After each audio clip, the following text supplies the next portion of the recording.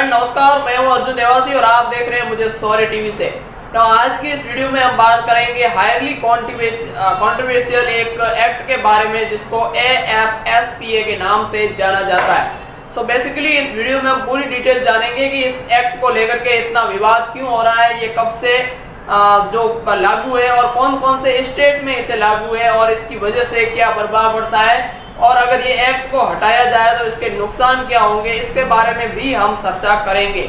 सो आशा करता हूँ कि आप वीडियो एंड तक जरूर देखेंगे और साथ ही में अगर आप इस चैनल पर नए हैं तो सब्सक्राइब भी जरूर करेंगे। तो चलिए वीडियो को शुरू करते हैं। नाउ हाल ही में हुई नागालैंड में सिविलियन किलिंग के बाद ये बिल वापस से कंट्रोवर्सी में आ गया है और बहुत सारे लोगों ने और नेताओं ने इसे रिपील करने की मांग भी उठाई है। तो आइए जानते हैं कि क्या है और इसके फायदे क्या है और नुकसान क्या है। सबसे पहले हम ये जानते हैं कि ये AFPSA है क्या। तो सबसे पहले इसका पूरा नाम है armed forces special power act, जो कि 1958 में लाया गया था और इसके तहत भारतीय सेना का या सशस्त्र बलों का कोई भी warrant officer, commissioned officer, non commissioned officer उसको अलाउ करता है कि वो किसी भी पर्सन को, ऐसे पर्सन को जिसके ऊपर शक है या फिर वो देश के खिलाफ किसी कानून को तोड़ रहा है तो उसे शूट किया जा सकता है। इसके अलावा इंडियन आर्मेड फोर्स कहीं पे भी बिना वारंट के रेड मार सकती है, किसी को गिरफ्तार कर सकती है और साथ ही में किसी भी स्ट्रक्चर को इंडियन आर्मेड फोर्स गिरा भी सकती है। तो ये पूरा इस बिल के अंतर्गत बताया गया, इस एक्ट के अंतर्गत बताया गया। नो, अब ऐसा नहीं है कि आर्मी को खुली छूट है, इसके बाद इन पर कोई कार्यवाही नहीं होगी, नहीं। इसके लिए आर्मेड फोर्स ने बेसिकली एक अलग से लॉफुल स्ट्रक्चर बना रखा है जिसके अंतर्गत अगर कोई कंट्रोवर्सी होती है या फिर जो इलीगल किलिंग होती है उसकी सुनवाई की जाती है और जो दोषी ऑफिसर होते हैं उन्हें सजा भी दी जाती है।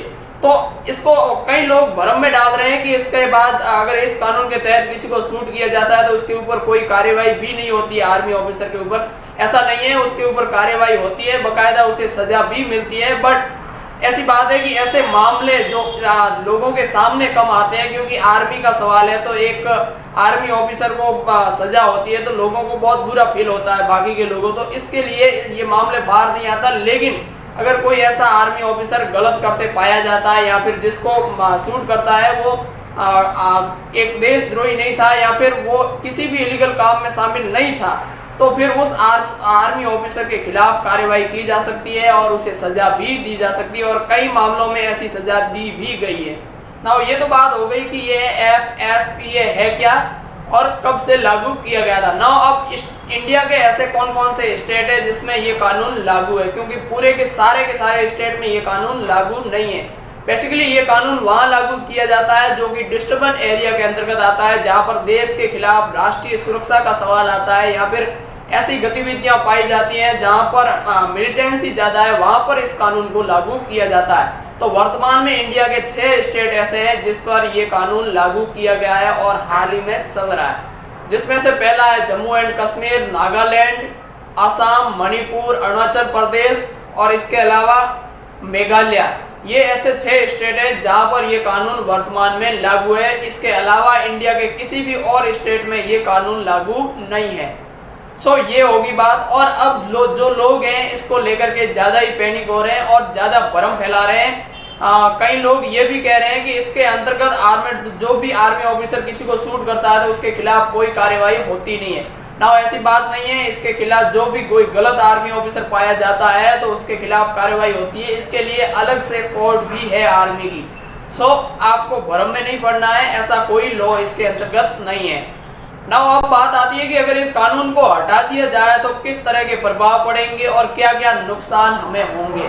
ना अगर इस कानून को हटा लिया जाए तो जो बाहरी ताकतें हैं जो हमारे देश को डिस्टर्ब करना चाहती है वो बढ़ जाएगी, क्योंकि इस कानून को हट जाने के बाद आप किसी भी पर्सन से सवाल तक नहीं पूछ सकते। अगर आर्मी को किसी पर्सन से नॉर्मली सवाल भी करने तो उसे वारंट चाहिए और इसमें ज़्यादा टाइम लग सकता है और हो सकता है कि जब तक उनके पास ये ऑर्डर पहुंचे तब तक वो कहीं किसी और इलाके में चला जाए, उस स्थान को छोड़ करके चला जाए। तो ये आर्म्ड फोर्सेज के लिए सर दर्द बनने वाला है।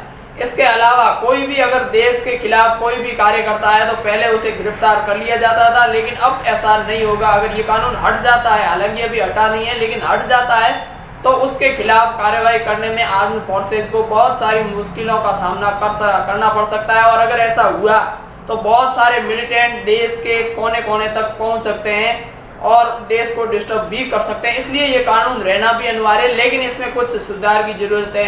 जैसे पहले पहचान की जाए कि ये एक इनोसेंट सिविलियन है, इसके बाद ही उसके ऊपर कार्रवाई की जाए। तो आर्मी, हालांकि सरकार और आर्मी इस पे सोच रही है और वो जल्दी इसका रास्ता भी निकाल लेगी। सो बाकी जो देश के अंदर ऐसे भ्रम फैला रहे हैं और देश के खिलाफ बोल रहे हैं या फिर इस आर्मी के खिलाफ बोल रहे हैं, उन लोगों से मैं एक ही बात कहना चाहता हूं कि आप लोग कृपया शांति बनाए रखें, वरना अगली बार आप भी पहले जाओगे, क्योंकि ये राष्ट्रीय सुरक्षा का सवाल है और राष्ट्रीय सुरक्षा के सवाल पर हम कोई भी कॉम्प्रोमाइज करने को तैयार नहीं है। सो आप सबको ये कानून क्या है इसके बारे में कम्प्लीटली समझ में आ गया होगा। तो चलिए चलते हैं, मिलेंगे नेक्स्ट वीडियो में, तब तक के लिए जय हिंद।